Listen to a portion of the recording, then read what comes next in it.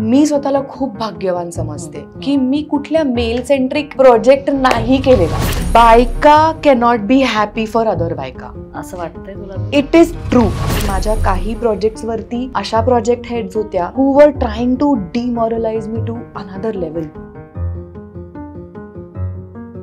कुणावर तरी जोक्स करणं all the time is not comedy according. मी एकदा ऐकीन, दोनदा ऐकीन आणि मग मी त्या माणसाला सुनावेन की बंद कर, आय एम नॉट लाइकिंग दिस. आज मूल आहे म्हणून मला ह्या 4 गोष्टी कराव्याच लागतील, हे फायनान्शियली मला ते प्रेशर येणार आहे. चांगलं असो और वाईट असो, सगळ्यांची मतं आहेत आणि ती मतं बघायला ऐकायला मी बांधील नाही. एवढा क्लोजअप लागलाय माझा. I am suppose to perform. हा म्हणजे मेक हर लुक प्रिटी, तिला असे कलर्स द्या की शी विल लुक प्रिटी. हे मी सगळं अनुभवलंय आणि एका पॉइंटला माझं असं व्हायचं की इनफ. पण तरी सुद्धा तुला असं वाटत नाही की you need to be in social media to show your personality in a different? माझी भाची आहे, माझ्या सख्ख्या भावाची मुलगी आहे. I have seen her being born आणि एक प्रकारचं जे फायनान्शियल फ्रीडम जे उरत नाही, एक पर्सनल फ्रीडम उरत नाही. I don't want to compromise on that आणि I don't have that motherly instinct towards human kids. हा एक आहे मुद्दा.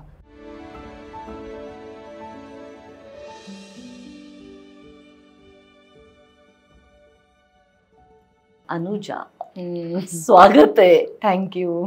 आज तू वुमन की बात मध्ये आलीस, थँक्यू सो मच. थँक्यू. आणि ही स्पेशल गिफ्ट तुला बर्वा स्किन थेरपी तर्फे गाईच्या तुपापासून केलेले हे प्रोडक्ट्स आहेत. सुंदर. वुमन की बात आरपार आणि कामाक्षी बर्वे यांच्यातर्फे. Thank you so much. तुझ्या बाबतीत ना मला नेहमी काय वाटतं माहिती अनुजा, एक तर तू कमाल सुंदर आहेस. Thank you. You got a very strong personality. पण मला ना एक खदखद नेहमी असते की ना you are an untapped potential.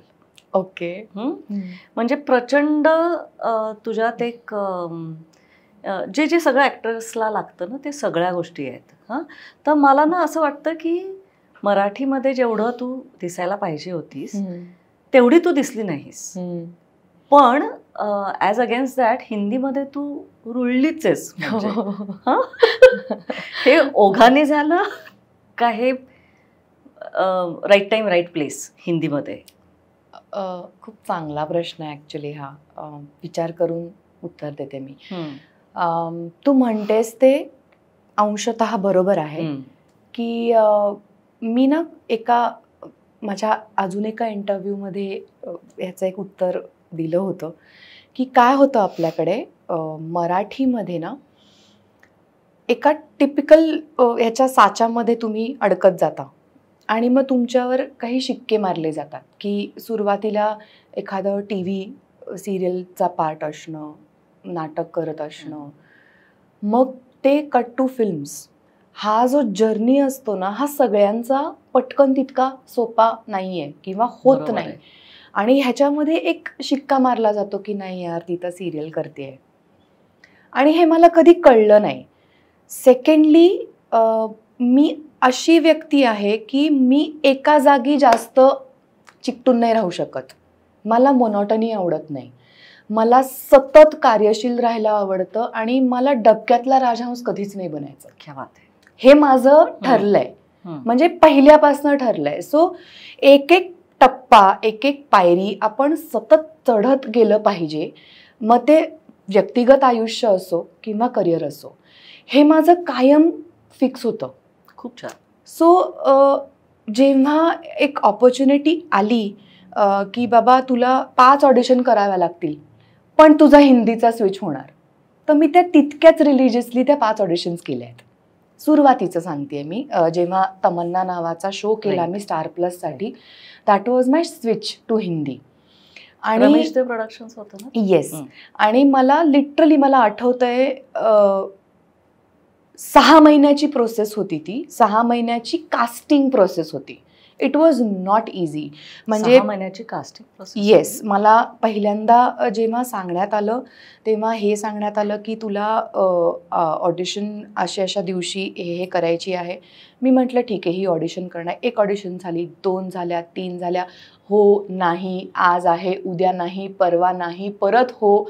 हे जे एक कंटिन्युअसली चाललं होतं त्याला 5 ते 6 महिने गेले आणि त्याच्यानंतर ती ऑपॉर्च्युनिटी माझ्या पदरात पडली आहे.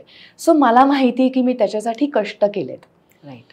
आणि हे कष्ट त्यातूनच आलेत की मला डबक्यातला राजहंस बनायचं नाही. मग त्याच्यासाठी मला किती कष्ट करायला लागणार आहेत ते मी कष्ट करायला पूर्ण रेडी आहे, असं असतं माझं. सो नो बॅकग्राऊंड, घरची काहीही बॅकग्राऊंड नाही? काही बॅकग्राऊंड नाही, काही नाही, कोणाचा वरद हस्त नाही, कोणाचा वशिला नाही, नथिंग.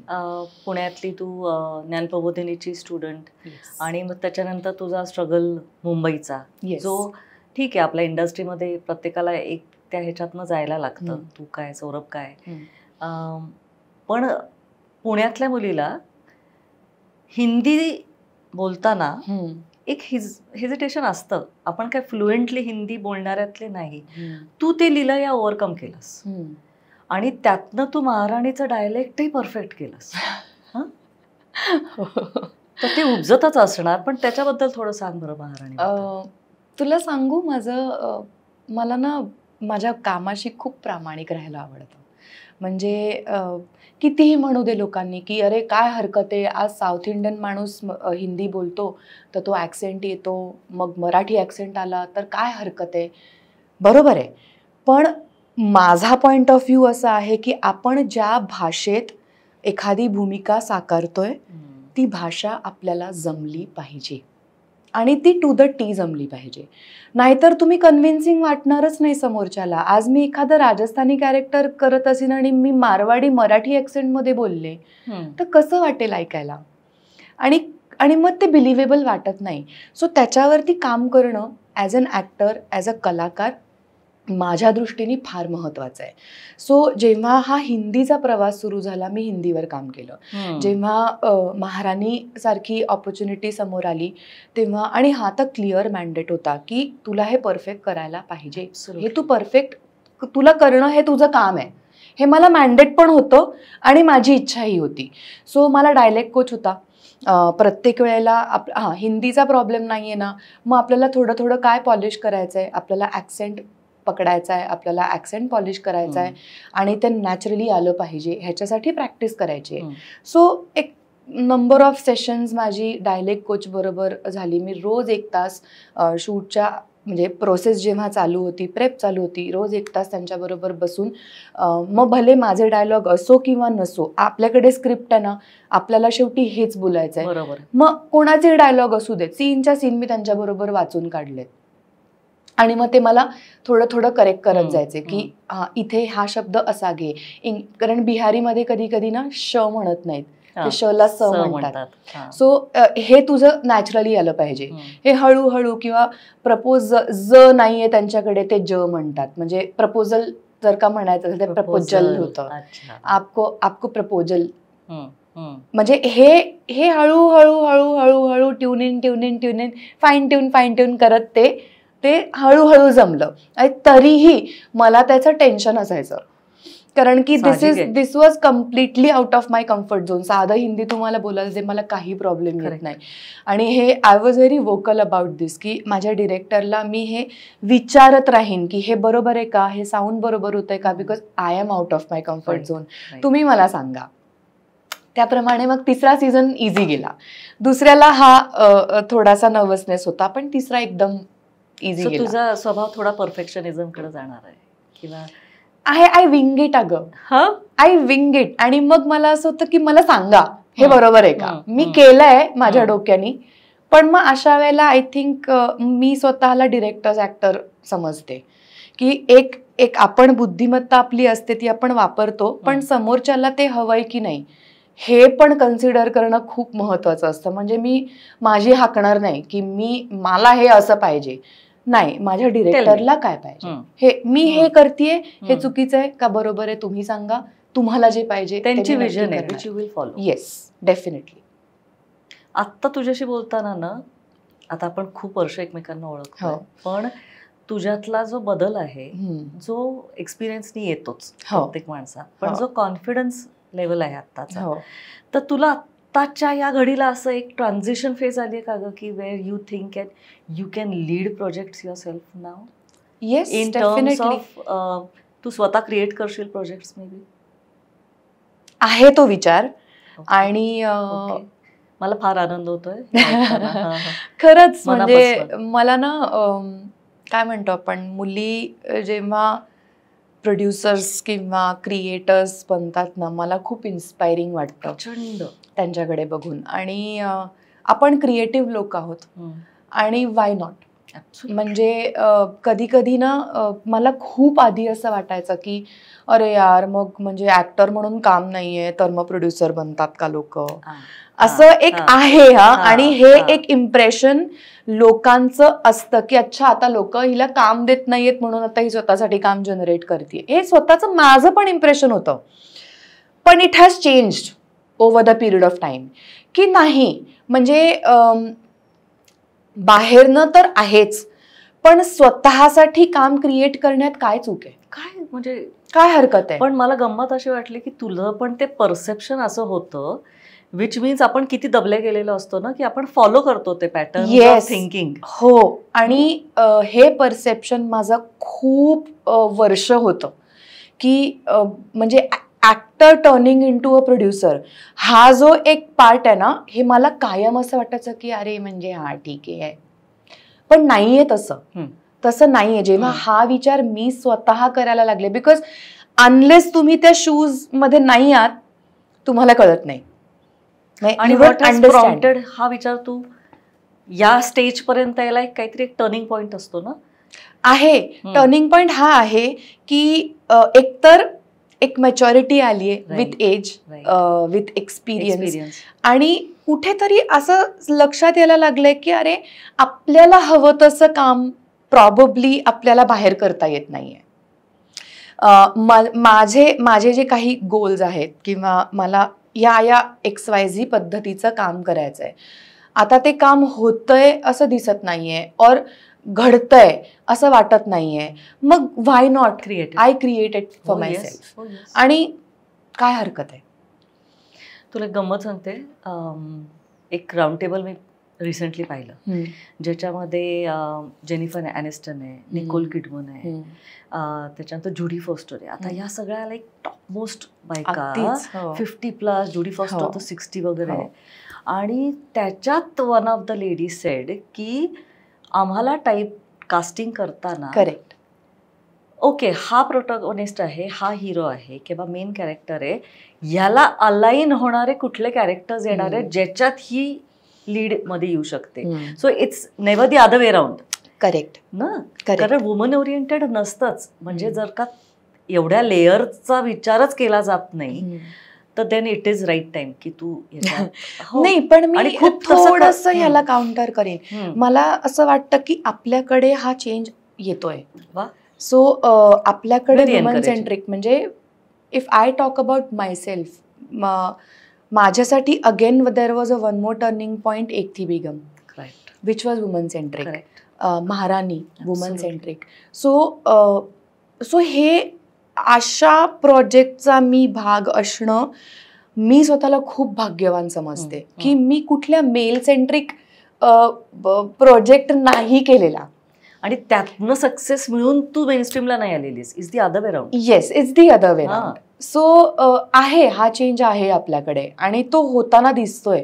सो मला त्या चेंजला हातभार लावायला नक्की आवडेल. किंवा एकटी बेगम मध्ये तुझे काही ओपिनियन्स मला अजूनही आठवत आहेत की ज्यावेळेला तू म्हणली होतीस की सती सावित्री सारखंच जर का बायकांना हे केलेलं असेल, पोर्ट्रे केलं असेल, तर ऍक्च्युअल बायका कशात न जातात हे कळणारच नाही कळत.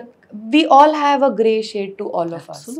आपण कोणीही अत्यंत साधे, इनोसंट, आजकालच्या जगात असं राहून चालतच नाही आणि कोणीच नसतं, भले ती साईड बाहेर आली नसेल. But we always have that grey shade to our personalities. आणि ती बाई असो, पुरुष असो, कोणी असो, as a human being. So it is a grey character. आणि मला ना पर्सनली कधी कधी ग्रे शेड चा प्रोटॅगॉनिस्ट और ग्रे शेडची प्रोटॅगॉनिस्ट जास्त आवडते, जास्त डेप्थ असते ना. Yes, always. आणि तुझ्या त्याच मला वाटतं एकती बेगम मध्येच तुझं आणखी एक पण मत होतं, आणि जे मला भयंकरच इट हिट मी, की यू ॲक्च्युली तू डीप विचार करतेस about lot of things of that character, की ज्याच्यात तू आय थिंक म्हणली होतीस की बंदूक हातात घेतल्यावर जडत्व मनाला पण येतं. हो, बिकॉज तो अनुभवच तुझा खूप जास्त इंटेन्स असणार, हो, ज्या वेळेला तू अशी आणि रिॲक्ट झाली. You feel powerful. म्हणजे carrying a weapon gives you a different power. म्हणजे असं मी नाही म्हणते की लायसन्स घ्या आणि बंदूक घेऊन फिरा, पण ते एक I don't know, it is a different एक ऑरा असतो ना, तो mentally you feel that power. Actually तुझा स्पेक्ट्रमच एवढ्या लीड ऍक्टर्स बरोबर झाला. हे करत असताना तू ऑडिशन्स देत गेलीस? ऑफकोर्स मी अजूनही ऑडिशन्स करते. ओके, अजूनही ऑडिशन्स करते. आणि बाजीराव मस्तानीचं कसं झालं, खूप छोटा, ठीक आहे, I was a part of that project आणि मी सगळं खूप जवळून पाहिलं, ॲक्टर्स पाहिले, संजय लीला भन्सालीचं काम जवळून पाहिलं, प्रोसेस पाहिली, कॉस्ट्युम्स आणि काय म्हणतो म्हणजे ग्रँजर पाहिलं.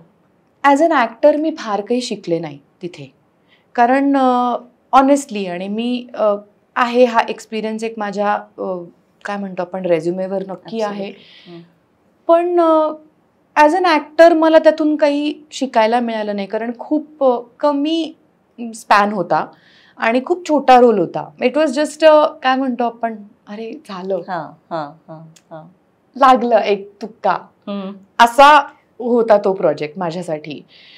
पुढचे जे प्रोजेक्ट्स मी केले त्याच्यानंतर, including TV projects that I did, all of them, प्रत्येक प्रोजेक्टमध्ये मी काहीतरी शिकले, म्हणजे आणि खूप काहीतरी शिकले, की ते मला कदाचित जसं बोट ठेवता येणार नाही माणूस म्हणून त्याच्यावरती. वेगळ्या पद्धतीने तुझी ग्रोथ झाली असेल. आणि कष्ट, अपार कष्ट असते. म्हणजे नाही तुम्हाला एक, आणि मी कायम हे म्हणते की ना, कुठल्याच, म्हणजे आज कुठल्याही लेवलचा कलाकार असू दे, तो सुपरस्टार असू दे, तो कष्टाला चुकलेला नाही, आणि कष्ट केल्याशिवाय तुम्हाला काहीही मिळत नाही. खरंय.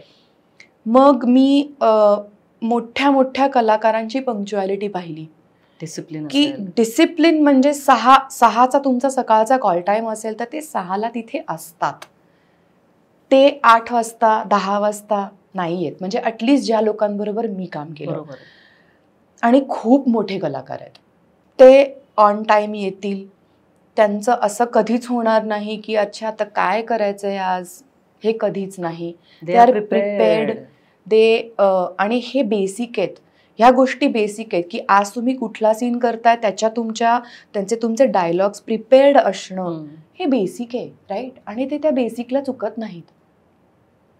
त्यांचं स्टारडम हे कुठेही त्यांना हे अलाव नाही करत की कॅज्युअल ॲटिट्यूड असूच शकत नाही. आणि मग हे आपण आपल्या इंडस्ट्रीमध्ये सुद्धा बऱ्यापैकी डिसिप्लिन आहे, नाही ऑफकोर्स. पण मग तुला असं हे बघितल्यानंतर असं कधी वाटलं का, की म्हणजे आता उदाहरणार्थ, when I am running a business for example, तर मी कायम शोधात असते की where can I get my knowledge updated, किंवा माझं अपस्किलिंग कसं होईल. तर आपण कसं पूर्वी मराठीमध्ये किंवा हिंदी इंडस्ट्रीमध्ये लोक कोट करायची बघ, की सत्यदेव दुबेंचा वर्कशॉप, राईट, किंवा विजयाबाई मेहतांबरोबरचा एक सेशन होता, आणि दे वर फॉर्च्युनेट पीपल, की अगदी अमृता सुभाषपर्यंत, सोनाली कुलकर्णीपर्यंत त्या लोकांना अनुभवता आले या गोष्टी. तुला हे मिस होऊ शकतं का ग? नाही, मी दुबेजींची वर्कशॉप्स केली आहेत. क्या बात आहे. आय वॉज फॉर्च्युनेट इनफ की त्यांची वर्कशॉप्स मला करायला मिळाली. आणि मला अजूनही आठवत आहे, मी जेव्हा मुंबईला शिफ्ट झाले, अगेन आपण मगाशी तू एक मुद्दा म्हणालीस की मुंबईला गेल्यानंतरचा स्ट्रगल. मी भाग्यवान आहे, खूप भाग्यवान आहे की मी मुंबईला गेले काम हातात असताना. ओके, सुरुवात तुझी येस राईट नोटवर झाली. राईट नोटवर झाली. आणि ती कशी झाली तर मी एक थिएटर कॉम्पिटिशन करत होते आणि राकेश सारंग त्याच्यानंतर मला भेटले. आणि माझ्याशी त्यांनी एक 5 मिनिटं गप्पा मारल्या. नाटक खूप सुंदर होतं, त्यांना खूप आवडलं आणि त्या नाटकात मला सर्वोत्कृष्ट अभिनेत्री त्यांनीच दिलं होतं. So he had seen me on stage. Okay. आणि हे क्रेडिट मी राकेश सरांना देईन, म्हणजे 100%. मी मुंबईला शिफ्ट होण्याचं क्रेडिट मी राकेश सरांना देणार. He was the first person ज्यांनी मला येऊन सांगितलं मी असा असा एक शो करतोय, पुणेरी मिसळ नावाचा शो करत होते मी साम TV साठी.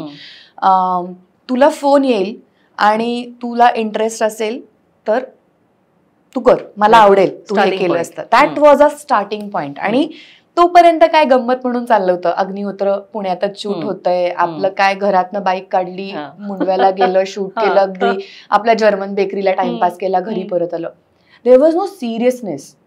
इट वॉज आहे पहिला प्रोजेक्ट आहे आपला आणि काहीतरी पैसे मिळत आहेत ह्याच्या पलीकडे नव्हतं ते अग्निहोत्रचं हे काय म्हणतो थिंकिंग आणि मेच्युरिटी नव्हती. कारण किती 19-20 वर्षाचे होतो आम्ही सगळेच, सिद्धार्थ मृण्मयी, मी सगळेच, हा जो अख्खा ग्रुप होता पोरांचा, we were in the same age group. आणि राकेश सरांचं हे झाल्यानंतर जेव्हा मी, आणि मला खूप माझे मित्र सांगायचे अनुजा तू मुंबईला जा, पुण्यात राहून काही घडणार नाही, तू मुंबईला जा, तू मुंबईला जा. आणि समहाव मी म्हणायचे हे बघ माझा तो पिंड नाहीये की मी मुंबईला जाऊन 4 महिने काम शोधीन, कसं बस आयुष्य काढीन आणि मग मला मिळालं काम तर मिळालं. पण ते मिळालं आणि I have nothing to complain about. की मी काय म्हणजे माझं नशीब किती चांगलं होतं तेव्हा की ते मिळालं, मी मुंबईला गेले and then I never turn back. Absolutely. And it was 15 years ago. एवढा मोठा प्रवास. Yes exactly 2010. Right time right place ग. या तुझी तो जो ग्राफच दिसतोय मला तो, इन्क्लुडिंग हिंदी मधले ब्रेक्स आणि एव्हरीथिंग. मुंबईला मी जेव्हा शिफ्ट झाले आणि मला ना एक बबल होता एक, आणि आता हे मला सांगायला अजिबात लाज वाटत नाहीये. I was very young. आणि आपण एक ऑरा घेऊन जगत असतो ना की मी थिएटर करते आणि मी TV कधीच करणार नाही. अच्छा. हा एक होता डोक्यात विचार. बरं सायमल्टेनियसली मी राकेश सरांचा शो घेतला होता, म्हणजे किती कन्फ्युज असेल मी आयुष्यात. जो टीव्हीवरच होता ऑफकोर्स. आणि जुहूला शूट असायचं आमचं. सो जुहूला माझं पॅकअप झालं की मी खूप वेळा दुबेजींना भेटायला जायची, पृथ्वीला. सो आणि जाऊन कट करायचे की काय मला आवडतच नाहीये हे, मी हे काय करते आणि का करतेय. आणि ते फक्त बघायचे माझ्याकडे आणि ते म्हणायचे तुला लाज वाटते का ग, आज तू स्वतःचे पैसे कमवतेस at the age of 22. You are trying to establish yourself as an actor, ज्याच्यासाठी मुलं वर्षानुवर्ष प्रयत्न करतात, वर्षानुवर्ष लिटरली आपलं की आज कुठेतरी एक चान्स मिळेल, उद्या कुठेतरी एक चान्स मिळेल, हे तू पार केलंयस. म्हणजे तुझ्यासारखी एहसान फरामोश लडकी पाहिली नाही मी. हे मला ते जेव्हा बोलले एकदा, मी म्हंटल हो यार आपण काय कंप्लेंट करतोय, कशासाठी कंप्लेंट करतो. काय ऍटमॉस्फिअर असेल ना पण त्या माणसाच्या अवतीभोवती, भयंकर. म्हणजे असेल. येस. म्हणजे त्यांच्या बरोबर काम करण्याचं भाग्य नाही मिळालं मला, पण त्यांच्या अंडर तू शिकलीस ना. Yes yes.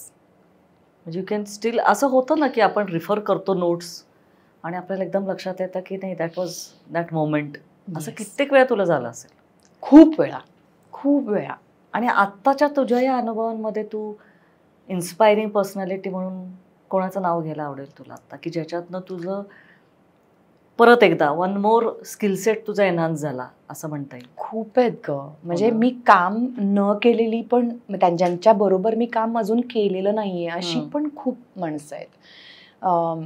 म्हणजे किती नाव आहेत आपल्याकडे की पदोपदी ते काहीतरी इन्स्पायरिंग करत असतात. मग ते एखादी भूमिका साकारण्यासाठीचे कष्ट असू देत किंवा त्याचं डेडिकेशन असू दे, और like I sed female producers असू देत, की आज त्या इतक्या भक्कमपणे उभ्या आहेत आणि त्या म्हणतात नो मॅटर व्हॉट आम्ही हे तडीला नेणार हे प्रोजेक्ट. हे अशी खूप नावं आहेत किंवा फिमेल डिरेक्टर्स आहेत, अशी खूप नावं आहेत. नाही, देर इज समथिंग, म्हणजे प्रत्येक वेळेला एक फिमेल ज्या वेळेला सक्सेसफुल होते ना, तर त्यावेळेला एक जे फिलिंग असतं ना की नाही हिने अचीव्ह केलं, त्याच्या मागचे जे अनेक वर्षाचे बायकांचे जे कष्ट आणि जे सप्रेशन आहे ना, ऑफकोर्स त्याची ही रिॲक्शन असते. नक्कीच नक्कीच. आणि जे आपल्या इंडस्ट्रीमध्ये सुद्धा अनेक वेळेला आता आपल्या तुझ्या कंटेम्पररीजच आहेत की ज्या who are taking that step ahead. नक्कीच. आणि आश्वासक येते. अगदीच अगदीच डेफिनेटली. आणि मला कायम असं वाटतं की आपल्याकडे ना, आणि पण त्याचा दुसरा कंगोरा असा आहे, कारण आपण आता ही वुमन की बात करतोय, बायका cannot be happy for other बायका, असं वाटतंय तुला? It is true. Okay, somewhat मी हे घडताना बघितलंय माझ्या समोर किंवा माझ्या बाबतीत. और म्हणजे नावं न घेता मी तुला सांगेन की माझ्या काही प्रोजेक्ट्सवरती अशा प्रोजेक्ट हेड्स होत्या who were trying to demoralize me to another level. काय कारण असू शकेल हे माहित नाही. म्हणजे ही एक पर्सनल काहीतरी जेलसी असते, और समवेअर त्यांना कुठेतरी एक स्वतःचं महत्व क्रिएट करायचं असतं. बिकॉज वेन यू न्यू, तुम्हाला दाबणं खूप सोपं असतं. हो, मी कधी दाबली गेले नाही, बिकॉज आपण मगाशी जसं तू म्हणालीस ना की I am a very strong personality. मी ना रिटॉर्ट करते, म्हणजे मी एकदा ऐकीन, दोनदा ऐकीन, आणि मग मी त्या माणसाला सुनावेन की बंद कर, I am not liking this. So at some point हे मी करायला सुरुवात केली होती. पण आय वॉज, म्हणजे मला असं व्हायचं की का तू आत्ता हे बोलून गेलीस. म्हणजे फॉर एक्झाम्पल माझ्या क्लोजअप शॉटच्या आधी ती येऊन म्हणणार, यार तुझ्या डोळ्याच्या खाली खूप लाईन्स दिसत आहेत, यू व्हेरी यंग यार, हे नाही झालं पाहिजे. एवढा क्लोजअप लागलाय माझा. I am suppose to perform and I am what 26 years old. Distract होतो ना immediately. I am just 26 years old. किंवा हा म्हणजे मेक हर लुक प्रिटी, और तिला असे कलर्स द्या की शी विल लुक प्रिटी. हे मी सगळं अनुभवलंय. आणि एका पॉइंटला माझं असं व्हायचं की enough, this is who I am, this is what I am, and I own my faults. क्या बात आहे. And this is how you should be. आज आपण नॉर्मल आयुष्यात एखादी व्यक्ती बघतो जी सकाळी उठते, घरातली सगळी कामं करते, ऑफिसला जाते, संध्याकाळी घरी येते, ती सुंदरच असते. बरोबर आहे. विदाऊट मेकअपही सुंदर असते. मग तिचे केस पांढरे झाले असो, तुझ्या डोळ्याखाली अंडर आईज दिसत असो, हे नॅचरल आहे, राईट. आणि फॉर दॅट तुम्हाला आहे ना मेकअपची, म्हणजे त्यांनी तुम्ही झाकू शकता या गोष्टी, आणि स्क्रीनसाठी मेकअप यूज होतोच, पण don't come and demoralize me like this. So एका पॉइंटला मी हे बोलायला सुरुवात केली होती, आणि I have always spoken up for myself. This is what I have done. So जिथे आपण हे म्हणतो की आज का हे म्हणायची गरज पडते की बायकांनी बायकांना सपोर्ट करा, आणि करणं गरजेचं आहे. का? बिकॉज नाही झालेलं ते. आत्ता एक रील आलं होतं मध्ये, विक्टोरिया बेकहॅमचे कोट होता. परफेक्ट बोलली आहे ती. तू जे बोललीस त्याच्यातच ती बोलली आहे की I have no time for women who do not support each other. Correct, right. I have no time. Correct, I have no time. आणि माझ्या नशिबाने माझ्या ज्या मैत्रिणी आहेत ना, ज्या जवळच्या माझ्या मैत्रिणीत, अत्यंत वी आर लाईक दिस. इंडस्ट्रीमधल्या बाहेरच्या, इंडस्ट्रीमधल्या पण आहेत आणि बाहेरच्या ऑफकोर्स, ज्या खूप माझ्या लहानपणापासूनच्या मैत्रिणी आहेत. तू have seen me from scratch, प्रत्येक ट्रान्झिशन मध्ये पाहिलंय. Yes, definitely. आणि हा एक आमच्याकडे अलिखित आणि अनसेड हे झालेलं आहे की तुझी अचीवमेंट आहे ना, I am here to clap for you. जग करेल नाही करेल, I am here and she will be there for me. पण त्याच्यात जो काय एक स्ट्रेंथ मिळतो ना आपल्याला, येस, की somebody is there, की ही आपलं सर्कल आहे आणि डेफिनेटली. आणि सर्कल पण नाही, मी तुला सांगते, तो नंतर एक डॉट होतो. Initially you feel it's a circle, पण तो एक डॉट होतो लिटरली, की एक 4 एवढूसा एक ते विश्वास बस. येस, पण ते आपलं विश्वास असतं. Definitely, definitely. And they cheer leaders असतात. डेफिनेटली. तुझी आणि सौरभची ओळख कुठे झाली? आम्ही स्टार प्रवाहाचा एक शो करत होतो एकत्र. That was also 15 years ago, 2010.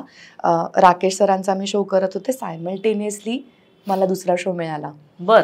मी म्हंटल ना, आय एम व्हेरी फॉर्च्युनेट. तू ब्लेस्ड आहेस. मी आय एम फॉर्च्युनेट. म्हणजे मला काहीही कंप्लेंट्स नाही, the way my career has started. दुसरा शो सायमल्टेनियसली मी करत होते. त्याचा सौरभ हिरो होता आणि मी नेगेटिव्ह लीड होते. आणि आमची पॉझिटिव्ह म्हणजे जी प्रोटॅगॉनिस्ट होती लीड, ती होती स्मिता शेवाळे. सो आमच्या तिघांचा तो एक लव्ह ट्रायंगल होता जो शो मध्ये एक्सप्लोर करण्यात डेली स्टार प्रवाहाचा शो होता. माझा दुसरा स्टार प्रवाहाचा शो, पहिला अग्निहोत्र आणि स्टार प्रवाहाचा दुसरा मांडला 2 घडीचा. त्या शोवर आम्ही भेटलो. मला असं वाटलं होतं की तुम्ही नाटकात इथं भेटला. नाही. नाही. सो मी जेव्हा सांगितलं सौरभला की मी अनुजाशी आज बोलणार आहे, तर मी त्याला म्हटलं की मी विचारणार आहे की प्रपोज कोणी केलं. तो म्हणला तिनेच सांगितलं. मला तर म्हणला लग्न नव्हतंच ना, त्याला नव्हतं करायचं. हो हो हो. त्याला तो फार लहान वाटत होता. He was 32. ऍक्च्युली लहान मी होते. मी 25 पण नव्हते. आता बघ ना, 2010 मध्ये आम्ही भेटलो आणि फायनली आम्ही 2013-14 मध्ये आमचं लग्न झालं. पण 10 वर्ष झाले, 11 वर्ष झाले, 12 वर्ष. 2013 केलं. सो हो, म्हणजे मीच इनिशिएटिव्ह घेतलाय आणि मीच त्याला कन्व्हिन्स केलंय. आणि दोघंही या क्षेत्रातले, म्हणजे तसं हे अस्थिर आहे ना क्षेत्र. हो. जरी तुमचं family background fortunately are stable enough, yes, पण तरी हे तुमच्यासाठी दोघांसाठी एक पर्सनल वेगळा स्ट्रगल आहे हा. हे माहिती असताना यू प्लॅन्ड इट लाईक दिस? हो. म्हणजे स्क्रॅच पासून सांगायचं झालं तर ना, जरीही मी लहान होते, we both had that maturity की आज आपण 14-15 तास एकत्र काम करतोय. आपण एका सेटवर आहोत, आपण एका प्रॉक्सिमिटीमध्ये, एका विसिनिटीमध्ये सतत आहोत. सो ठीक आहे, आपण हे कन्फ्रंट केलंय, आपण we are seeing each other. पण before we move forward we should actually wait की हा शो संपल्यानंतरचं स्टेटस काय आहे. गुड. कारण आपण इतकी लग्न बघतो अशी की एकत्र काम करतायत आणि लग्न करून टाकलं, पण नाही पटत. नंतर मग लक्षात येतं की यार हे चुकलो. सो आम्ही थांबलो. आम्ही 1 वर्षभर थांबलो. आमचा शो संपल्यानंतर माझं पुणेरी मिसळ चालूच होतं आणि त्याचंही दुसरं काम तोपर्यंत सुरू झालं. सो आम्ही एका सेटवर नव्हतो, आम्ही एका विसिनिटीमध्ये 14 तास नव्हतो. सो म्हणून आम्ही तो एक टाइम घेतला स्वतःसाठी to come to a conclusion की ओके, मग आता आपण what we are feeling for each other is real. Right. कारण नाहीतर मग ते 1 वर्ष सस्टेन झालं नसतं. करेक्ट. फिझल आउट होऊन गेलं असतं. So that's how slowly we came to a conclusion. Financial challenges कायम येतात, कारण की कधी मी खूप काम करतेय, कधी तो खूप काम करतोय आणि कधी दोघंही काम करत नाही. हे एक गिव्हन आहे. हे क्षेत्रच असं आहे ना. येस. पण ह्या बाबतीत मला माझ्या फॅमिलीचा खूप वेगळ्या पद्धतीने सपोर्ट आहे. म्हणजे बिकॉज माझे आई बाबा हॅव द बँकिंग बॅकग्राऊंड, दोघंही SBI मध्ये होते. माझा सख्खा भाऊ is a financial planner. They have always, म्हणजे दे वर बिहाइंड मी की इन्व्हेस्टमेंट झाल्या पाहिजे. हे तू कमवलेले पैसे इन्व्हेस्ट केले गेले पाहिजेत, बिकॉज यू सिक्युरिंग युअर फ्युचर. उद्या तुला 1 वर्ष काम नसेल, 2 वर्ष काम नसेल, तर तुझं ते 2 वर्ष तुला कुठेही हँड टू माउथ सिच्युएशन आली नाही पाहिजे ह्याची खबरदारी ही तूच घेतली पाहिजेस आणि ही खबरदारी ही इन्व्हेस्टमेंटच्या थ्रू होऊ शकते. So they have always pushed me. पण हा सपोर्ट किती महत्वाचा असतो. भयंकर. मी हे क्रेडिट आई बाबांना तर 100% देते. कारण हा जो कॉन्फिडन्स आहे तुझा, हो हो, याला हातभार लावायला शेवटी पैसा तो पैसा असतो. Yes yes. आणि आपण सगळेच फ्रीलान्सिंग बेसिसवर कामं करतो. हो हो. सो ह्याच्यामध्ये आई बाबांचा माझ्या खूप मोठं कॉन्ट्रीब्युशन आहे. कारण आणि अजूनही माझं वाकडं आहे नंबर्सची, माझं मॅथमॅटिक्स आणि म्हणजे आय जस्ट कॅन नॉट. तू मला समजावलीस एखादी इन्व्हेस्टमेंट स्कीम, मी म्हणेन चांगली तुला पटतीये ना, करूया, no problem, I trust you. हे माझं असं होतं. म्हणजे आई बाबा मला प्रयत्न करतात ना सांगायचं की ह्याचे रिटर्न्स असे हे हे एवढे, मला काहीही डोक्यात घुसत नसतं. मी म्हणते आय ट्रस्ट यू. नाही, तू अश्युअर्ड आहेस ना की दे आर टेकिंग केअर ना, तर मी आता कशाला मी त्याच्यात. आणि इट्स आई बाबा and eventually it will be my brother. So म्हणजे विश्वास तर डोळे झाकून आहेत. They will always do anything that is in my, काय म्हणतो आपण, फेवर, आणि माझ्या चांगल्यासाठीच करतील. सो तू म्हणलीस की घरचं काहीच बॅकग्राऊंड नाही आणि शाळेनंतर तुमचा हा सगळा ग्रुप होता आणि नाटकामध्ये तू आलीस. ऑड वाटलं त्यांना हे क्षेत्र तू चूज करतेस? माझ्या आई बाबांना नाही, फुल सपोर्ट होता. हो. ऍक्च्युली स्पीकिंग त्यांना वाटलं होतं मी गाणं परसू करीन. माझा पुढचा प्रश्न तो होता. मी कंटिन्यू करीन गाणं, कारण मी खूप वर्ष गाणं शिकली आणि त्यांना ती खंत अजूनही आहे की तू कर, तुला जे हवं ते तू कर, पण तू गाणं बंद केलंस. ही खंत आहे त्यांना आणि हे ते बोलून दाखवतात दरवेळेला की स्वतः रियाज कर, कधीतरी स्वतःसाठी गा, फॉरगेट प्रोफेशनल हे. आणि प्रोफेशनली मी कधी विचार केलाही नव्हता. म्हणजे मला ॲक्च्युली क्रिमिनल किंवा क्लिनिकल सायकोलॉजिस्ट व्हायचं होतं, मास्टर्स परस्यू करायचं होतं. पण आय थिंक त्याच्या पुढे तुमचं काही चालत नाही. ते शास्त्रीय संगीत शिकलीस तू खूप वर्ष. सो मी असा विचार करत होते की तुझ्यासाठी मी जेव्हा रिसर्च करत होते की हिंदीमध्ये असे कितीतरी कलाकार आहेत की जे they keep on switching there, म्हणजे स्विचिंग म्हणण्यापेक्षा मल्टिपल गिग्स करतात. ते ऍक्टिंग करतात, they sing also, they do stage performances. Ayushmann Khurrana बघ, US टूरला माणूस जातो. तू का नाही कधी हे अटेम्प्ट केलंस? मला ना खूप लोकात कला नसते अनुजा, हे उपजते तुझ्या. I know. पण ना आय थिंक काहीही कुठलीही कला परसू करणं म्हणजे त्याचं काहीतरी मटेरियलायझेशन करणं, लाईक आतून आवाज लागतो. आणि तो मला ना गाण्याच्या बाबतीत कधी आला नाही. म्हणजे आय नो की मला हे कायम माझे आई बाबा पण हे म्हणतात, माझे नातेवाईक किती वेळा म्हणतात की तू ब्लेस्ड आहेस. म्हणजे तू हे सूर नसतो सगळ्यांकडे, तो तुझ्याकडे आहे, तुझ्याकडे ती डायमेन्शन आहे. तू कष्ट केलेस तर तू कुठच्या कुठे जाशील. पण ते एक कॉलिंग असतं ना, ते कॉलिंग माझं म्युझिकच्या बाबतीत सुरुवातीला मला वाटलं की आहे, पण ते ॲज आय डोंट नो, ते कॉलिंग नाही झालं कधी. म्हणजे कधीतरी गुणगुणताना मी तुझ्या सोशल मीडियावर पाहिलेलं आहे तुला. मी मजा म्हणून करीन. आणि हे सगळं माझ्या मूडवर असतं. मला आज जर का मूड असेल ना तर मी 4-4 गाणी रेकॉर्ड करीन. कधी टाकीन, कधी काही वेळ टाकलेली पण नाहीयेत. पण इट इज लाईक दॅट. म्हणजे मला वाटलं तर मी करते, मग ते नाही वाटलं तर मग कित्येक महिने मी गात सुद्धा नाही. असं होतं. माझं कॉलिंग नाही आलं मला ते कधी. मग आता ज्या वेळेला मी तुझं गाणं सोशल मीडियावर पाहिलं म्हणून, तू आणि सौरभ दोघंही कुठंच विशेष नाही आहात सोशल मीडियावर. तुमचं आहे म्हणजे, पण मनात असेल तेव्हाच तुम्ही ते टाकता. पण असंही नाही की तुम्ही ठरवून काहीतरी वेगळं बोलता त्याच्यात. जे नॅचरली येतं, आवडतं, तुम्हाला जे भावतं ते तुम्ही करेक्ट इन्स्टावर असेल, FB वर असेल. करेक्ट. तो आय अंडरस्टँड की तुमचं हे प्रायव्हेट आयुष्य आहे आणि तुमचे लाईक्स अँड डिसलाईक्स आणि आताचं हे ट्रोलिंग आणि या अनेक गोष्टी आहेत. पण तरी सुद्धा तुला असं वाटत नाही की you need to be in social media to show your personality in a different way? खूप डिबेटेबल मुद्दा आहे हा. नाही मला वाटत अगं. कारण काय होतं ना, काही गोष्टी आय डोंट नो, म्हणजे आम्ही दोघंही आमचा सोशल मीडिया प्रेझेन्स हा खूप प्रोफेशनल ठेवला आहे. राईट. आणि यू विल नेवर सी अस, आधी मी तरी ॲटलिस्ट आमची 4 कुत्री आहेत त्यांचे फोटोज किंवा हे अधूनमधून मी कधीतरी टाकत असते. सौरभ तर तेही टाकत नाही.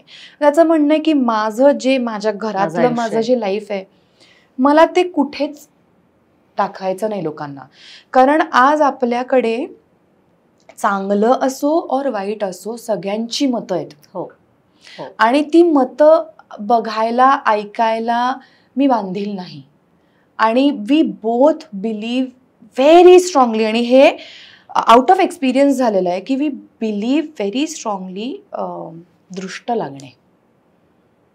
सो त्याच्यामुळे काय झालंय ना, गेली अनेक वर्ष हा कॉन्शियस डिसिजन आहे, आधी नव्हता. हो, हा कॉन्शियस डिसिजन आहे की जिथे गरजेचं आहे, आम्ही इव्हेंटला एकत्र आहोत, ऑफकोर्स तिकडे बाईट्स एकत्र घेतले गेलेत, फोटोज आहेत, ते तर येणारच आहेत ना. It's okay.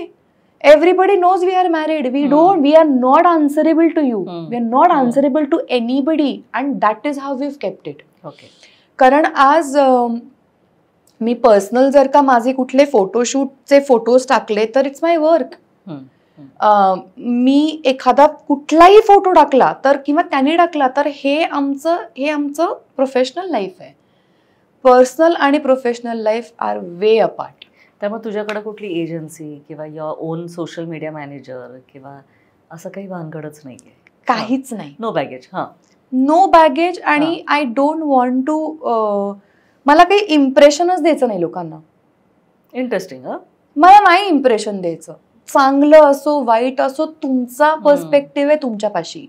म्हणजे आता हा विषय निघालाच आहे म्हणून मी सांगते, कितीतरी माझ्या काही आधीच्या, आता आय थिंक बिकॉज मी त्याच्याकडे लक्षच देत नाही आणि मला त्याचा फरकच पडत नाही. काही फोटोजवरती काही नॅस्टी लोक असतात ना की ज्यांना काहीतरी they want to make a statement, तर दे विल से की काय मग तुम्ही कधी, तुमचा डिवोर्स कधी होतोय? म्हणजे असतं असं रॅन्डम असं विचारलं जातं. हो. का? Who are you? I am not answerable to you, I am not answerable to anybody. म्हणून ते ऍक्च्युली आम्ही हा कॉन्शियस डिसिजन घेतला की लोकांना काय बोलायचं ते बोलू दे, काही फरकच पडत नाही आयुष्यात. काय म्हणजे माझं जे काम आहे ते येऊ दे ना लोकांच्या समोर, नक्कीच आलं. कामासाठी सुद्धा कधीतरी एक एफर्ट करावा लागतो आणि तो तुला नेसेसरी असं आपण म्हणू शकतो. येस. आणि तो माझ्यामध्ये म्हणजे माझ्या डोक्यावर बसून तो करून घेतला जातो. अभिज्ञा भयंकर सोशली ऍक्टिव्ह असते आणि माझा इंस्टाग्राम अकाउंट तिने उघडलेलं आहे. माझा इंस्टाग्राम अकाउंट पण मी नाही उघडलेलं, ते तिने उघडलंय. आणि शी कीप्स टेलिंग मी की ठीक आहे, पिरियॉडिकली तुला एवढं आवडत नाही ना सोशल मीडियावरती सतत गाजा करणं किंवा काही बोल, पिरियॉडिकली कर, पण कर, तुझा प्रेझेन्स असणं गरजेचं आहे. ठीक आहे, which I agree. Professionally I agree, no problem. पण तू कन्झ्युम करत असशील, रील्स कन्झ्युम करत असशील. मला खूप लिमिट केलंय. डूम स्क्रोलिंग माझं व्हायचं एका पॉइंटला, पण मी ते कॉशियसली कमी केलंय. कारण की त्याच्यामध्ये किती वेळ जातो ना आपल्याला कळत नाही. आणि काय होतं, आपण काय कॉन्टेंट बघतोय आणि ते अल्गोरिदम ना मग ते पकडायला सुरुवात होते. बेसिकली माझ्या अल्गोरिदम मध्ये काय झालं एका पॉइंटला, बिकॉज आम्ही सतत, मी आणि सौरभ किंवा आमचे आता जवळची जी मंडळी आहेत, डॉग लव्हर्स आहेत सगळे, ॲनिमल लव्हर्स आहेत, आणि आम्ही एकमेकांना ते व्हिडिओ खूप सतत शेअर करतो आणि मग ते अल्गोरिदम बनतं ना. तर मला आता खूप डॉग व्हिडिओज आणि पण त्याच्यामध्ये कुठेतरी मग ॲनिमल क्रुएल्टी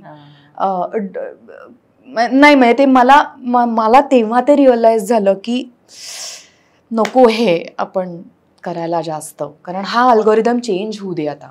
मग आपण थोडासा टॉपिक बदलूया. मला सौरभ असा म्हणला की फार इंटरेस्टिंग त्याने शब्द वापरले की Anuja is a consistent binge watcher आहे. तो म्हटला माझ्यात नाहीये पेशन्स, पण ती प्रचंड बघू शकते. हो. लेटेस्ट एक 5 सांग ना, रेकमेंडेड, की नाही हे मस्ट वॉच आहेत जे तुला आवडलेले ना. इंग्लिश आहेत काही. द नाईट एजंट नावाची सिरीज आहे, अप्रतिम सिरीज आहे. मला ऍक्शन सिरीज खूप आवडतात, म्हणजे एस्पिओनाज, म्हणजे मर्डर मिस्ट्रीज भयंकर फेवरेट जॉनर आहे माझा. नाईट एजंट मी बिंज केला आहे. त्याच्यानंतर मी back to back films marathon पण केले आहेत. मनी हाईस्ट तर सगळ्यांना माहितीच आहे. ते तर काय म्हणजे सीझनच्या सीझन आपण मी तर बघून काढलेत एका पाठोपाठ एक. साऊथ बघतेस? नाही. नाही नाही. इंटरेस्टिंग. नाही. मला खूप खूप जास्त कमर्शियल कॉन्टेंट पण नाही आवडत. I am very choosy about certain things. आणि हेच मी जे म्हटलं ना की पॉलिटिकल थ्रिलर्स असू दे किंवा मर्डर मिस्ट्रीज असू दे, हॉरर असू दे आणि एस्पिओनाज आणि असं ते म्हणजे रॉ आणि CIA आणि हे असं भयंकर आवडतं मला. ते मी बिंज करते one after the other. Yes. आणि मग आत्ता तू जे इंडस्ट्रीत काम करते आहेस, म्हणजे हिंदी असो किंवा मराठीमधलं असेल, तर मराठीसाठी जे आत्ता जे आपण स्ट्रगल अनुभवतो आहोत, तर ह्याच्यामध्ये तू कन्स्ट्रक्टिव्हली उतरायची तुझी इच्छा असेल after this, to make a change maybe? प्रयत्न नक्की करेन मी. आणि I am not afraid of failures. I have failed many times. So आणि त्या फेलियरमधनंच तुम्ही काहीतरी शिकता. सो पण हे कॉन्शियस मराठी का हिंदीसाठी करू शकशील?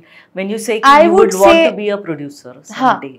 आय वुड से की मी सुरुवात नक्की मराठीने करेन. एकतर ना लोक खूप जास्त ओळखीची आहेत, सर्कल खूप मोठा नाही आहे आणि उडी घ्यायचीच आहे. तर मग मी निदान माझा ज्यांच्यावर विश्वास आहे त्या लोकांबरोबर उडी घेईन ना, अननोन टेरिटरी टॅप करण्याच्या ऐवजी. कारण हिंदीत चल गेली 10 वर्ष, पण माझा ओव्हरऑल स्पॅन जर का बघितला तर I am more associated with Marathi. Right.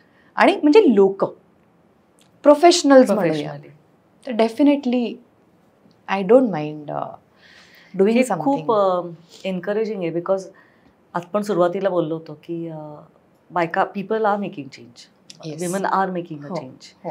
तर या आणि एस्पेशली तुझी पिढी, आत्ताचा जो नवीन लॉट येतोय, do they look up to you? तुझ्याकडे येतात ते एक्सपिरियन्सच्या संदर्भात, गायडन्सच्या संदर्भात, आणि मग तू त्यांना ज्या वेळेला सांगशील की या इंडस्ट्रीमध्ये येताना काय अपेक्षा घेऊन यायच्यात किंवा पुढं काय जायचंय? आहेत काही ओळखीच्या माझ्या मुली आहेत ज्या अगदी they are in their 20s, आणि कधीतरी बोलताना I have always told them one thing, जी मी स्वतः एक्सरसाइज केली, जे मी मगाशी म्हटलं ना की मला डोंट डिमॉरलाइज मी. करेक्ट. हे मी कायम त्यांना सांगते की ऐकून घेऊ नका अननेसेसरी टँट्रम्स आणि मला असंच आणि मग हे नाही, पण ऐकून घेऊ नका. जर का यू फील की कोणीतरी तुम्हाला मुद्दामून खाली खेचतंय और मुद्दामून त्रास देत आहे, तर ऐकून घेऊ नका. Stand up for your self. हे मी त्यांना नक्की सांगते. भयंकर गरजेचं आहे. आणि ते कारण आतापर्यंत प्रॉबेबली तुझ्यासाठी हे सेल्फ लर्निंग होतं. येस. तुला कोणी सांगायला नव्हतं हे? नाही. आणि असतात लोक सेडिस्ट असतात, लोकांना तुम्हाला त्रास देऊन मजा येते. कधी कधी असं वाटतं की आय हॅव पॉवर. हा पॉवर प्ले आहे ना, की नवीन आहे ना, करू शकतो. पण नाही, नवीन आहे तरी नाही करू शकत. And this is how you create your perception in the industry. आज आता या स्टेजला वेदर मी काम केलं असो और नसो, फॉरगेट द एक्सपिरियन्स, पण आज मी बनले ना तशी, तर तो माझा ऑराच तसा आहे की माझ्या नादीच नाही लागत कोणी. And I like it. I like it. नाही, मी जर का अशी अक्रॉस आले लोकांच्या की अरे बापरे याचं काहीतरी एक्स्ट्रा आहे, एक जास्त समजते, ओके, तुमचं हे परसेप्शन आहे, तर ऍटलिस्ट तुम्ही माझ्या नादी लागत नाही आहात ना. I am happy, no problem. Think whatever you want to think. I like it. हे अनअपॉलॉजेटिक आहे. परफेक्ट. तू आत्ता तुझे जे मी हॉबीज बघत होते किंवा योगा करतेस, तू मेडिटेशन करतेस, तर फिजिकल फिटनेस हा तर तुझा अपरिहार्य लाईफस्टाईलचा भाग म्हणायलाच लागेल, करायलाच लागेल. पण हे करत असताना कन्सिस्टन्सी येते तुझ्यात ती? हो, मला पुश करावं लागतं. मी खोटं नाही बोलणार, मला जेन्युइनली पुश करावं लागतं. म्हणजे without a trainer on my own कदाचित मी नाही करणार. पण has that changed you as a person? Meditation तू करतेस खूप प्रचंड. आणि हे सुद्धा ना, आपण ते म्हणतो ना की तुमच्या आयुष्याच्या काही टप्प्यांवर काही गोष्टी ह्या घडणं असतं लिहिलेलं, ते तसं झालंय. म्हणजे मी योग फॅन नव्हते कधी. मला असं म्हणजे माझं काही मत नव्हतं की हा क्लासेस आहेत, लोक योग सेशन्स करतात आणि हो ओके आहे एक्झिस्टन्समध्ये आणि खूप जुनी आपली परंपरा आहे, हजारो वर्षांपूर्वीची. I respected it. पण मला स्वतःहून कधी ते करायची इच्छा झाली का, तर नाही. 2-1 वर्षापूर्वी मला PCOD डिटेक्ट झालं, मल्टिपल फायब्रॉइड्स डिटेक्ट झाले, वजन खूप वाढलं, हॉर्मोनल इम्बॅलन्स, खूप गोष्टी घडल्या. आणि चांगली गायनॅक माझी, ती म्हणाली मी तुला औषधं देणार नाही, तू एक्सरसाइज कर आणि चांगलं खा, लाईफस्टाईल चेंजेस पाहिजेत आपल्याला आणि त्याच्यातून आपण ते हळूहळू कंट्रोल करू. माझा सख्खा भाऊ जात होता तोपर्यंत, त्याने ऑलरेडी क्लास सुरू केला होता आणि तो मला असं म्हणाला, तू काय येत नाहीस, तू एकदा बोल तरी. चैतन्य चितळे म्हणून आमचा जो योग टीचर आहे, त्याच्याशी बोल तरी एकदा, बघ तुला पटलं तर यू कंटिन्यू, नाहीतर बघू पुढचं पुढे. मी गेले त्याच्याकडे आणि त्यांनी काही व्यायाम सांगितले मला आणि somehow I don't know, I started liking it. Became a part of your lifestyle. हां, म्हणजे मग तो म्हणाला की हे तर तू तुझ्या पर्सनल लेवलवर तुझ्या हॉर्मोनल बॅलन्ससाठी तर तू हे करच, पण तुला जेव्हा वेळ आहे तेव्हा क्लासला ये. म्हणलं ठीक आहे. आणि तेव्हा असं होतं की वरांडाला कुठे यायचं यार पिंपरीवरनं. मी नाही म्हटलं होतं दादाला की नाही यार रे पॉसिबल नाही होणार यार, रोज पिंपरीवरनं वरांडा कुठे. नाही, ऑनलाईन मध्ये मला विश्वास नव्हता. कारण की मला असं वाटायचं नाही यार, आसनं अशी गोष्ट आहे की जी मॉनिटर करायला पाहिजे, काहीतरी भलतंच इंजुरी झाली मग काय करायचं, आपल्याला काही येत नाही त्यातलं. ऑनलाईन मी धुडकावून लावलं. पण आता बघ माझ्याकडे, मी जेव्हा जेव्हा पुण्यात आहे मी न चुकता पिंपरीहून वरांडाला येते, पण मी येते. सो हे होतं माझ्या नशिबात आणि ते झालं. सो आय डोंट नो, म्हणजे तेव्हापासून जी मला गोडी लागली त्याची. आणि physically also lot of changes happen. Definitely of course nutrition आणि बाकीचा एक्सरसाइज त्याला आहेच कारणीभूत, पण मग हळूहळू ह्याच्यातून मेडिटेशन आणि मग इतक्या वाजता इतका वेळ ध्यान झालं पाहिजे, हे हळूहळू हळूहळू सुरू झालं. म्हणजे ही डेव्हलपमेंट साधारण गेल्या 6 महिन्यातली, नॉट मोर दॅन दॅट. 6 ते 7 महिने आय वुड से. आणि तू आणि सौरभ यांनी तुम्ही कॉन्शियसली डिसिजन घेतलं होतं अबाउट नॉट हॅव्हिंग किड्स? हो हो. आणि focusing on your career? Yes. आणि आम्हाला actually speaking we are more of animal lovers. Okay. So आम्हाला आत्ता 4 आहेतच, आम्हाला अजून 4 असतील तरी हरकत नाही. ती मुलंच आहेत आमची आणि we actually treat them like our kids. म्हणजे मला विचारशील मदरली इन्स्टिंक्ट नाही आहे का, तर ऑफकोर्स आहे, पण not towards human kids but animals. एक आणि हा हा निर्णयपर्यंत यायला एक प्रोसेस होती का, तुम्ही डे 1 पासून ठरवलं अबाउट दिस? आय थिंक हे म्युच्युअली आम्ही सेम पेजवरच होतो कायम. ओके. आणि luckily our families were also on the same page. म्हणजे ऑफकोर्स त्यांनी असं विचारलं की अरे काय म्हणजे तुमचं काही प्लॅन नाही का, बट वेन वी सेड की no, they have always respected it आणि they have respected my boundaries. कारण की आज मला बॅकफुटवर जायचंय ना, बरोबर. Nobody else is going to get affected but I am, and I am extremely ambitious. हे फक्त करिअरच्या बाबतीत नाहीये, पण इन जनरल ऑल्सो. म्हणजे उदाहरणार्थ म्हणजे फॉर एक्झाम्पल ऑफकोर्स आता माझ्या अनेक मैत्रिणींना मुलं आहेत, मला त्यांच्याबद्दल खूप वाटतं. माझी भाची आहे, माझ्या सख्ख्या भावाची मुलगी आहे, ती आता 7 वर्षाची आहे, पण I have seen her being born. आणि एक प्रकारचं जे एक फायनान्शियल फ्रीडम जे उरत नाही किंवा एक पर्सनल फ्रीडम उरत नाही, I don't want to compromise on that. Okay. आज मूल आहे म्हणून मला ह्या 4 गोष्टी कराव्याच लागतील, और मला हे फायनान्शियली मला ते प्रेशर येणार आहे, बिकॉज आजकाल काहीच स्वस्त नाहीये. आपली शिक्षण फार म्हणजे वी वर व्हेरी लकी की आपल्या शिक्षणांना काही पैसेच लागले नाहीत विशेष.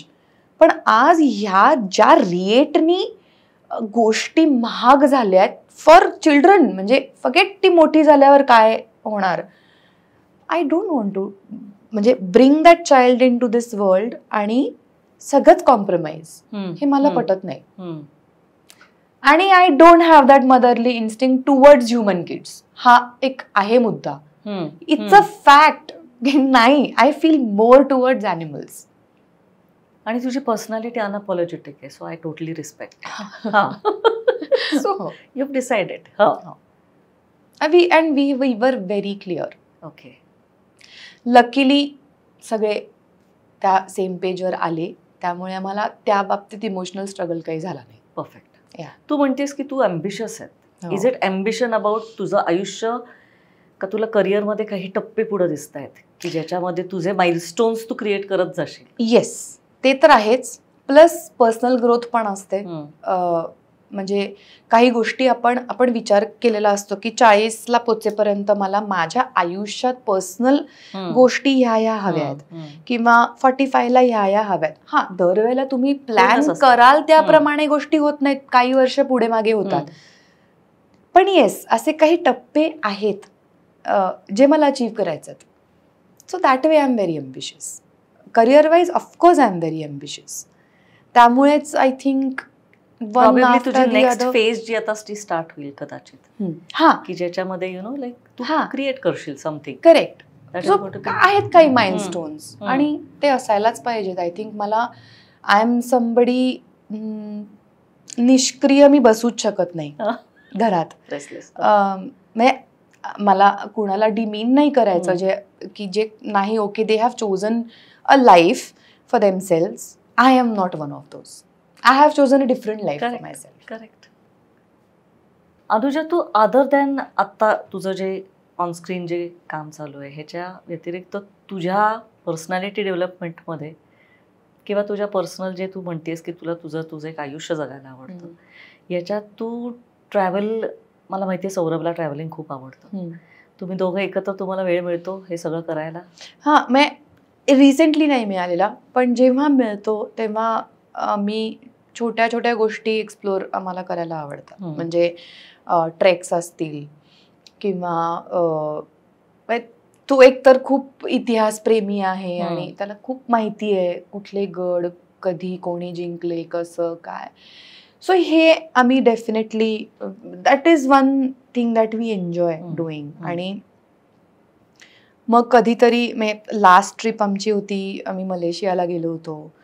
सो अशा छोट्या छोट्या गोष्टी आम्ही जेव्हा वेळ मिळेल जसं. पण आता अनफॉर्च्युनेटली असं झालंय की गेल्या काही वर्षात आमचे टायमिंगच इतके मॅच नाही झालेले की नाही जमलेलं जायला. ऑनेस्टली मी फ्री असते तेव्हा तो बिझी असतो, तो फ्री असतो तेव्हा मी खूप बिझी असते. आणि मग कधीतरी असं होतं की अरे बापरे, मग आता एकच दिवस आहे मध्ये, एका दिवसात काय कुठे जाणार. सो असं अनेकदा झालंय. पण whenever we have travelled, we have really म्हणजे मेड शुअर की आपलं छान होईल ट्रॅव्हल. आणि like I said, we don't put it out. Right. We don't let people know म्हणून विचारायला लागतं. Yes yes. आणि आता आता तू वेब सिरीज केली आहेस, सिनेमा झालेलाच आहे, टेलिव्हिजन करतेयस तू, या सगळ्यांमध्ये तू पार्शल आहेस कुठल्या एखाद्या मीडियमला? नाही नाही, मी खूप फॉर्च्युनेट आहे की आज मला सगळ्या मीडियम्समध्ये काम करायला मिळतं. येस. आणि समोरून विचारणा होते. असं वाटतं कधी कधी की TV is very demanding. It is demanding, कारण की आज तुमचा डेडलाईन वरती आहात तुम्ही, सतत एक्थिनाईस वरती असता. आज उद्याचं टेलिकास्ट आहे, परवाचं टेलिकास्ट आहे. ती एक साईड झाली. पण अदरवाईज आज ते सुद्धा करायला इतकी हजारोनी कॉम्पिटिशन आहे की जर का ते माझ्याकडे काम चालून येतंय तर माझ्यासारखी भाग्यवान म्हणजे there is no point to say no. Yes. त्यामुळे मला असं नाहीये की I would prefer one medium over the other.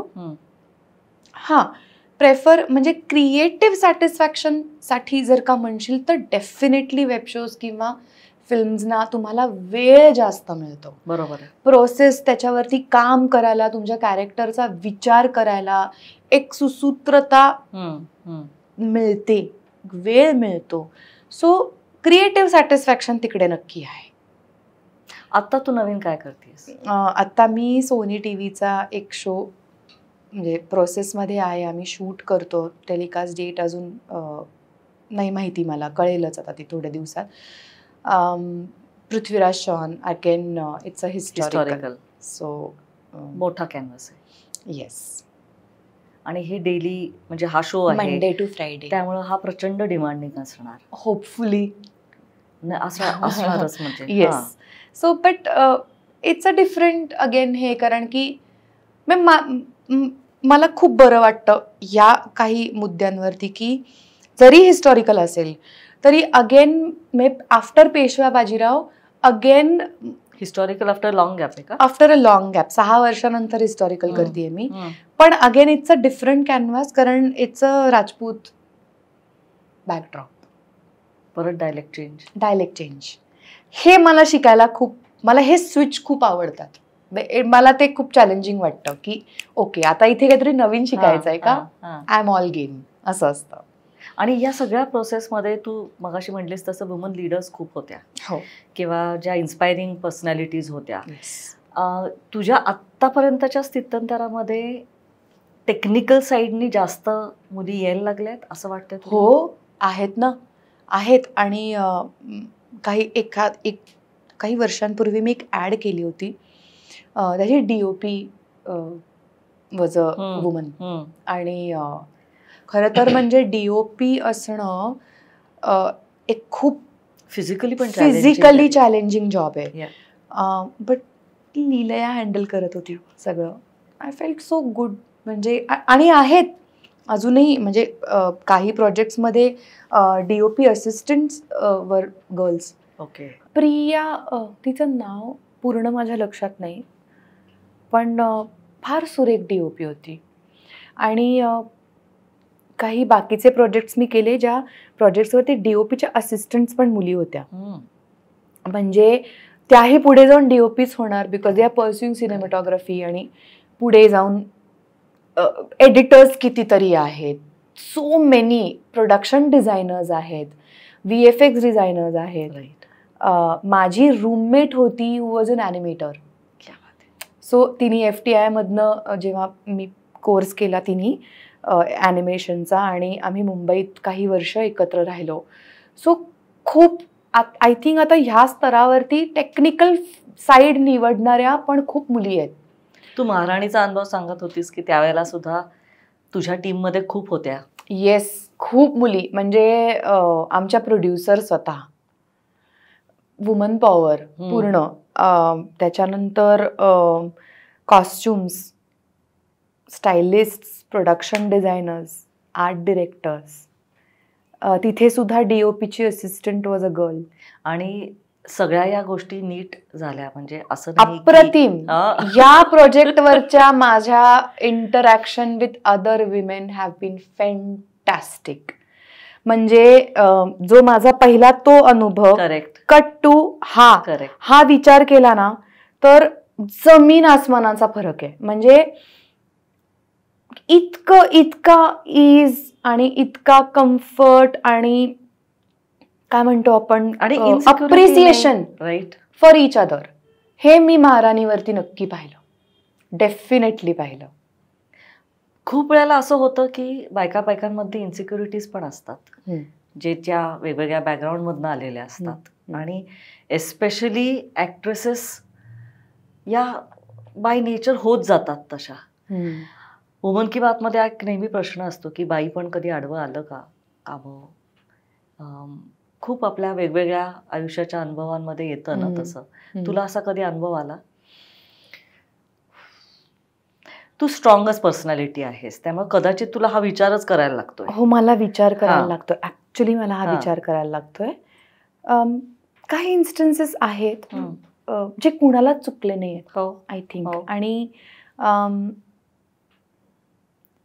ते ना मला असं वाटतं की ते सगळ्या बायकांना येतच ते लागू होतात. की कोणीतरी समोरनं एखादं स्लायली कमेंट करतंय किंवा फ्लर्ट करतंय और इंटेन्शन आहे काहीतरी, पण आपलं डोकं इतकं शार्प असतं मी तुला सांगते. यू पिकअप इन्स्टिंक्ट असतात आणि ते रिस्पॉन्सेस असे येतात ना की समोरचा गार होतो. म्हणजे माझ्याकडनं I am just talking about myself की मला जर का कधी लक्षात आलं ना की okay I have to stay away from this person, तर आयदर आय प्ले डम काय म्हणजे किंवा मी सरळ बोलून मोकळी होती की 1 मिनिट आय एम अनकम्फर्टेबल, मला हे नाही बोलायचं. माझ्या 2 साइड बघितल्यात लोकांनी. सो आय थिंक हे असं तर असतंच, पण मला असं वाटतं ना की हे बोथ वेज आहे. म्हणजे ह्या मुद्द्याला लागून आपण जर का बोललो तर आज मुलं पण सेम ह्याच्यातनं जातात. I have seen this. Okay. की एखादी पॉवर मध्ये असलेली बाई is actually misusing her power. I have seen that. So power play आहे. आणि मग तेव्हा त्यांच्यामध्ये आय थिंक ते बाई पण कधीच आडवं येत नाही. सो रोल रिव्हर्सल पण आहे. सो मला असं वाटतं ना की हे खूप सिच्युएशनल आहे, पर्सन सेंट्रिक आहे. येस. आणि माझ्या बाबतीत ते नाही झालेलं. जसं म्हणलं मी, मला विचार करायला लागला खूप. मुलगी असण्याचा काय म्हणतो आपण एक ना गृहीत धरलं जातं. ते नक्की झालंय की अरे मुलगी करेलच ना, काय एवढं किंवा विचारातच घेतलं जात नाही. करेक्ट, हे नक्की झालंय. पण अदरवाईज अन्याय किंवा प्रयत्न झाला असेल तरी तो मी हाणून पडलाय. सो नाही, मला असे डायरेक्ट अनुभव नाही आलेले कधी. पॅन्डेमिकच्या काळात आपण आता इंडस्ट्री स्पेसिफिक बोलतोय, तर प्री पॅन्डेमिक आणि पोस्ट पॅन्डेमिक असं आपण इंडस्ट्रीचं एक ट्रॅजेक्टरी म्हणूया. पॅन्डेमिक नंतरची जी सिच्युएशन आहे in general, whether it's Marathi film industry असेल, हिंदी फिल्म इंडस्ट्री असेल, तुझ्यात काही बदल घडले त्याच्यानंतर की एक इन्सिक्युरिटी होती की आता पुढं काय आहे? हो, ऑफकोर्स. म्हणजे एक ना ग्राउंडेड फील झालं मला एका पॉइंटला की आपण फार कदाचित कुठेतरी एक हे येतं ना की अरे मी तर माझ्या लेवलला सुपर्ब काम करते यार. कधीतरी कुठेतरी एक वाटून जातं, प्रत्येकाला वाटून जातं की I am doing so well for myself. No, तुम्हाला कुठेही कुठल्याही परिस्थितीत आणि कसंही सर्वायवल काय आहे ट्रू हे आपल्याला सगळ्यांना पॅन्डेमिकने शिकवलं. आणि तुम्ही 2 वर्ष और वर्षभर काम न करता जर का घरात बसलात तर what is that feeling? It made us see that feeling. Feel it. कारण कंटिन्युअसली काही ना काहीतरी चालू आहे. आज इकडे शूट आहे, उद्या तिकडे शूट आहे, आणि मग अचानक काहीच नाही. हा, कॉन्स्टंट हाय असतो ना असं. करेक्ट. आज हे उद्या ते. करेक्ट. सो आज आपल्याला लाईफनी हा एक लेसन दिलाय की प्लीज जास्त हवेत उडू नका. तुम्ही उडलात तर तुम्ही तितक्या जोरात खाली येणार आहात. हा तर खरं लाईफ लेसनच आहे, पण तो दिला गोष्टीत. तो लेसन आपल्याला सगळ्यांना दिला आय थिंक पॅन्डेमिकनी. आणि आता एव्हरी ऑपॉर्च्युनिटी आय थिंक माझ्यात हा नक्की बदल झालाय की मी डिस्कार्ड नाही करत. म्हणजे even if I want to deny something, एखादं काम की नाही मला, तर मी असं कधीच म्हणे नाही यार मी करणारच नाही, असं नाही होत माझं. ओके आलंय, आय एम ग्रेटफुल. करेक्ट. पण हा माझा चॉईस नाहीये. करेक्ट. सो तो ग्रेटफुलनेस आला माझ्यात, त्याच्यामुळे आला 100%. तू स्वतः स्टँडअप कॉमेडीज किंवा हे कन्झ्युम करतेस किंवा तू अटेंड करतेस हे शोज? Not much. म्हणजे मी कधीतरी इंस्टाग्रामवरती काही गोष्टी बघितल्या आहेत, पण एकच स्टँडअप कॉमेडी आय थिंक मला आवडली होती मनापासून, वीरदासची. एक वीरदासचा शो होता खूप वर्षांपूर्वी, पण नाही आय थिंक मला तो जॉनर एवढा. म्हणजे मी हा का प्रश्न विचारला, बिकॉज कुठलाही ऍक्टर एक सगळ्या गोष्टी करून बघतो ना, किंवा अनुभवून बघतो, आणि then he starts learning, unlearning, या सगळ्या गोष्टी व्हायला लागतात. कारण आता जे नवीन ट्रेंड्स येतात, हे ट्रेंड्स माहिती असणं पण गरजेचं असतं. Correct correct correct. हो, मी सांगू तुला, काही कमेडियन्स आहेत, स्टँडअप कमेडियन जे आवडतात मला, त्यांचे जोक्स मला खरंच आवडतात. आपले मराठी पोरं पण आहेत काही जेन्युइनली, म्हणजे समटाइम्स इट्स रिअली गुड आणि ह्युमरस वाटतात. पण काही गोष्टी मला असं वाटतं की जस्ट कुणावर तरी जोक्स करणं all the time is not comedy according to me. Situational असेल तर आय एन्जॉय इट. कारण न्यू एज आहे ना सगळं, एव्हरीथिंग इज न्यू एज. हा, so new age talent, Gen Z talent, नवीन टॅलेंट, करेक्ट, नवीन फॉर्मॅट्स ऑफ एंटरटेनमेंट. म्हणजे हा सगळा मी I am leading towards your ambitions, तू जे पुढे घडणार आहेस. एक एक्सपिरियन्स सांगते. कपिल शर्मा शोवरती आम्ही I think I been thrice, तर तिन्ही वेळेला आम्ही तिकडे असताना जी स्किट्स झाली ना, हिलेरियस. पण तुम्ही अगेन तेच आहे की ते कोणाचे अपमानच्या थ्रू ते नसतं. It's pure funny. So then I like something like that, की नाईस, मजा येते मग. आणि तू ज्या स्केलवर काम करतेस आता, जे हिंदीमध्ये मोठंच असतं ना सगळं, बजेट्स मोठी असतात, कॅनव्हसच मोठा असतो, आणि आपण ज्यावेळेला मराठीचा एक विचार करतो त्यावेळेला आपण सगळ्या गोष्टी छोट्या छोट्या होत जातात. तर हे ट्रान्झिशन्स करताना खूप वेळेला मेंटल रिॲडजस्टमेंट होत असेल तुझ्यात? झाली ना, की हे मी कॉम्प्रोमाइज करणं मला आता हे गरजेचं आहे का, असा पण एक प्रश्न होत असेल ना, की कॉम्प्रोमाइज इन टर्म्स ऑफ की मी बॅक टू बेसिक्स येते का, असं फिलिंग येतं?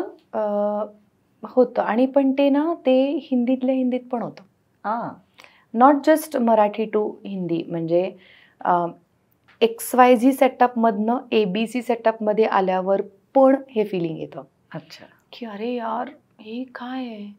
बट देन कुठेतरी तुम्ही स्वतःला म्हणजे मी स्वतःला हे सांगते की तो सेटअप वेगळा आहे, हा सेटअप वेगळा आहे, ते प्रोडक्शन वेगळं आहे, हे प्रोडक्शन वेगळं आहे. ओके, ह्याच्यामध्ये जर का मला ॲडजस्टमेंट्स करायच्या आहेत तर मी कुठल्या पद्धतीने ॲडजस्टमेंट्स करू शकते. अँड देन ऑफकोर्स आता माझी टीम आहे, managers are there, okay, they take care of it. So but हे आधी नव्हतं. आधी कुठे काय, कुठली एजन्सी, कुठला मॅनेजर, काय काही माहितीच नाही ना, सगळं आपणच करा. म्हणजे आयुष्यातले सर्वात इम्पॉर्टंट आणि मोठे प्रोजेक्ट्स मी माझेच केले आहेत, विदाऊट एनीबडी इंटरफिअरिंग ऑर काय, आपल्या कंडिशन्स अग्रीमेंट सुद्धा माझंच मी माझ्याच मित्राला लॉयरला अरे बघ रे जरा हे ऑन माय लेवल केलेलं आहे. सो आता ते नाही करावं लागत आहे, पण अदरवाईज सेटअपचा डिफरन्स कायम असतो. त्यामुळे ते फक्त इंडस्ट्री स्पेसिफिक नाही नाहीये, तसं नाहीये. फक्त मराठीमध्ये तू म्हणालीस तसं मुळातच एक छोटा सेटअप आहे आणि बजेट्स आपली खूप म्हणजे अर्धीच असतात जवळजवळ. सो तो एक डिफरन्स असतो. बट आय डोंट थिंक, कारण ते पहिल्यापासून बघितलेलं ना, सो ते एक एक्सेप्टन्स आहे. हो डेफिनेटली. तू तुझी गाडी घेऊन जातेस. हो. हे काय आहे? I don't know. हे असंच आहे. हे असंच आहे. म्हणजे अनलेस मी खूपच आउटडोर आहे आणि मग मला फ्लाईटच आहे आणि मग तिथेच प्रोडक्शनची म्हणजे आता तू गुजरातला जाणार आहेस तर नाही, ते प्रोडक्शन ऑफकोर्स. म्हणजे पण दॅट इज बिकॉज तुला ड्रायव्हिंग आवडतं असं तू म्हणतेस? मला ड्रायव्हिंग खूप आवडतं, भयंकर आवडतं, पण मला ट्रस्ट इश्यूज पण आहेत. माझी गाडी दुसऱ्याच्या हातात देण्याचे ट्रस्ट इश्यूज आहेत मला खूप. सो म्हणून माझ्याकडे ड्रायव्हर पण नाहीये. पण ते that becomes very hectic. Saurabh पण तोही स्वतः चालवतो गाडी, त्यालाही ट्रस्ट इश्यूज आहेत. तोही कुठल्याही माणसाच्या हातात गाडी देत नाही स्वतःची, माझ्या हातात. अरे हे प्रॉब्लेमॅटिक आहे. आय नो, हे जरा ओसीडी सारखं आहे, पण ते आहे. ते व्हॉट टू डू. अनुजा, तू मुंबई पुणे मुंबई आणि आउट ऑफ मुंबई आणि खूप दौरे चालू असतात, या सगळ्यामध्ये घर कसं सांभाळतेस? खूपच टिपिकल विचारते मी, पण नाही, ऑनेस्टली मला घर सांभाळावं लागत नाही. Because I will say and I will see this, हे क्रेडिट माझ्या आईचं आणि माझ्या सासूचं आहे. म्हणजे लग्नाच्या आधी आईचं आणि लग्नानंतर सासूचं. Because very supportive. आणि एक तर दोघी वर्किंग वुमेन ऑलवेज ना, त्यामुळे त्यांना त्यांच्या कामाचं त्यांना तो एक हे काय म्हणतो एक्सपोजर पण असतं ना बाहेरचं, की आज मुलींना बायकांना काय पद्धतीचं काम करावं लागतं आणि मोल्ड करणं स्वतःला काळानुसार, की त्यांच्या काळात असं होतं म्हणजे या काळात पण सेम राहणार आहे, कधीच नाही. सो ते वर ऑलवेज काय म्हणतात, काळाला धरून चालणाऱ्या बायका आहेत दोघी. आणि त्याच्यामुळे ना आय थिंक माझ्यावरती ते कंपल्शन कधी झालं नाही, किंवा माझ्याकडनं एक्स्ट्रा काही करण्याच्या अपेक्षा झाल्या नाहीत. मी घरी असेल तेव्हा मग ते आपसूक माझ्याकडनं केलं. किंवा तू पण ते प्रेशर घेतलं नाहीस की आय हॅव टू प्रूव्ह की सून म्हणून मला एक टिपिकल असतं ना. नेव्हर. म्हणजे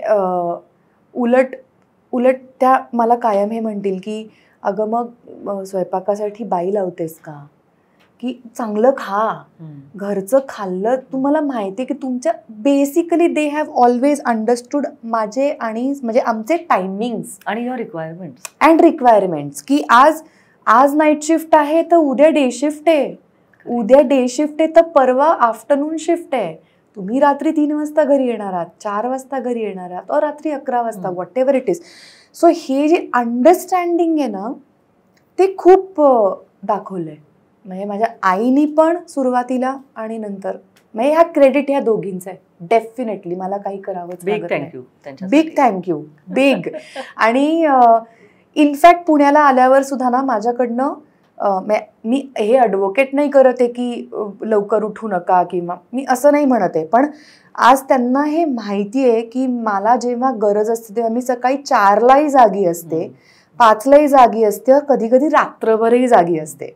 सो मी पुण्याला आल्यानंतर माझ्या घरात माझ्या कम्फर्टच्या अनुसार जर का मी 9 वाजता उठले तर नोबडी जजेस me. That's a very big thing, very big thing. So I am very fortunate that way. Touchwood. Me